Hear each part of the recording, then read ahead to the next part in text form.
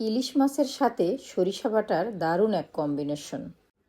কই মাছের সাথেও কিন্তু কোনো অংশে কম নয়। কই মাছ রান্না করলে ফার্স্ট আমি যে জিনিসটা খুঁজি, সরিষা দিয়ে কাঁচামরিচ ও রসুন বাটা আছে কিনা। মাছ ভাজার ওই ফ্রাইং প্যানে আমি কিছু পেঁয়াজ কুচি ব্রাউন করে ভেজে নিলাম। দিয়ে দিলাম 2 টেবিল চামচ পরিমাণ পেঁয়াজ বাটা।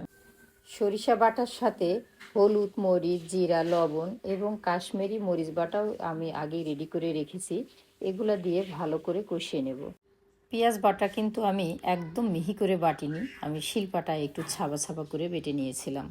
সরিষা বাটা তেলের মধ্যে বেশি ভাজলে তিতা হয়ে যায়, এই জন্য একটু পানি দিয়ে কষিয়ে নেব।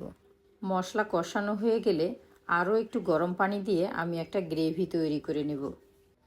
এই গ্রেভিটার পারফেক্ট একটা ঘনত্ব এসে গেলে মাছের উপর ঢেলে দিয়ে কিছুক্ষণ কষাবো, যতক্ষণ মাছের তলায় লেগে না যায়। মাছগুলো সাইজে বড়, আর একটু কুক করার জন্য আবারও দিয়ে দিব একটু গরম পানি।